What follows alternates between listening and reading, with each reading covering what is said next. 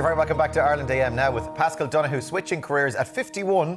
It just goes to show you're never too old to try something new. Indeed, and here to buzz some career change myths and give you a few handy tips for anyone thinking about switching it up later in life is HR expert Damien McCarthy from HR Buddy. Damien, good morning. Good morning, on the show. Good morning. Right, as mentioned there, I suppose a big news headline this week was Pascal Donoghue's departure from public life, I suppose. He's left as Minister for Finance. He's going into a new job in World Bank. Is something like this, is a career change later in life, is that something that's more common than people actually think? It absolutely is. It's actually much more common. You know, we've mentioned myth there. There is a myth, I think, you know, also almost a perception gap, really, that as you get older, it's harder to switch careers and that employers want the younger recruits and candidates. And that's not actually true.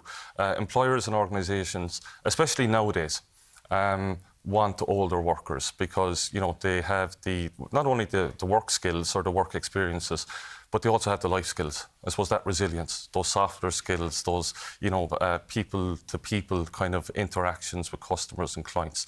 They've built up all that life experience and work experience. And that's actually what employers are looking for. So if you think about an older candidate, 50 plus, looking to switch careers, going in up against a younger candidate in an interview, I mean, they should be kicking the younger candidate out the door.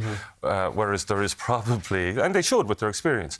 So I think older workers, and I suppose I think it's a pity that an awful lot of maybe older workers don't have the confidence to switch careers because that myth exists. And I think that's actually a real pity. If you look over the last number of years, the employment market has been very, very stretched, very tight labour market. So, you know, companies are actually looking strategically to keep their talent, to keep someone with 20 years experience. I do find because that's what you want, you know? That's quite interesting what you're saying about, particularly about age, because a lot of people, I went through something a few years ago myself where I was exploring other avenues.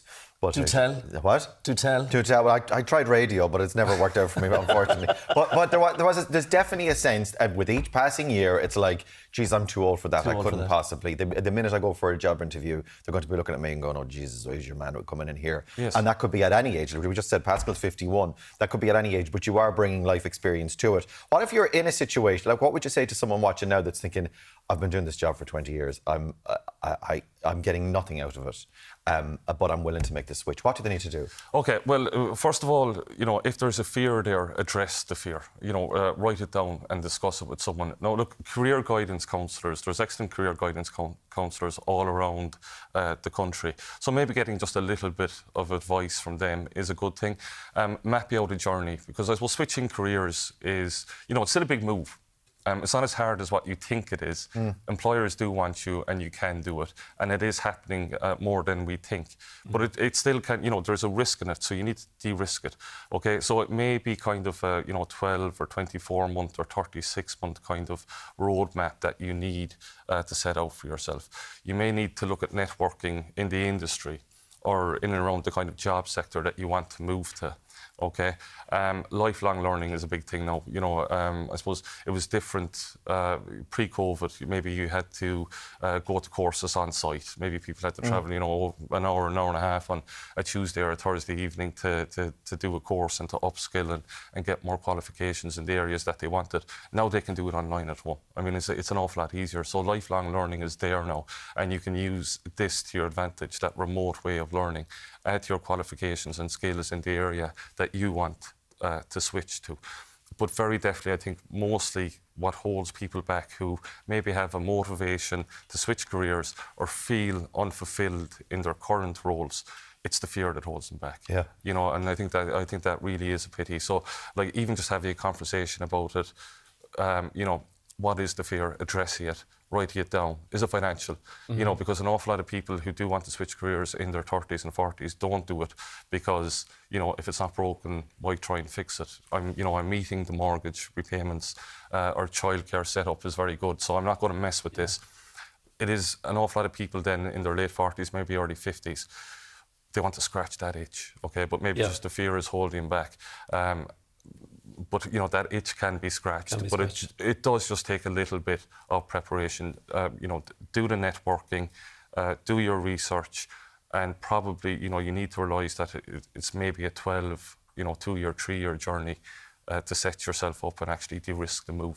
Right, okay. Another concern that people might have, I think, if they're older applicants, right, the workforce or the labour landscape has changed so much over the last few years. If we think in terms of like AI and like just technology improvements, should that be a deterrent for people who think, oh, geez, I don't think I can get to grips with any of that? Yeah, absolutely not. And I mean, I'm very much against this, I suppose, frame of thinking.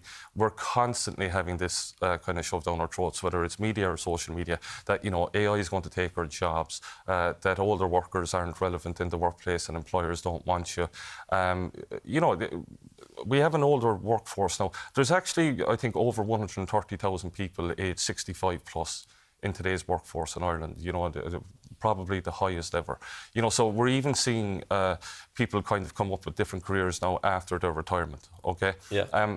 And that's existing because these people with these skills and these experiences are needed. There's obviously a want and need there for them. We're constantly kind of being told that, you know, once you're 50 plus, you're kind of outdated, or, you know, you're the golden oldie that the employer doesn't want. I would say you're the golden nugget. You're exactly what employers and organisations are looking for. So have more confidence. Yeah. That's hugely encouraging to hear, because there are so many people in that mindset of it's like, oh geez, they wouldn't want me at all, and sure I would be able to learn. I suppose take the leap is have the confidence, take the leap, and that first leap really is going to be having a conversation with somebody like yourself or a career counsellor that can actually tell you, no, you're well able for this, and I'll tell you how to map it out. HRbuddy.ie, Damien McCarthy, thanks so much for joining us this morning. You're not a golden oldie, you're a golden nugget. Golden nuggets. Take that away this morning. I will.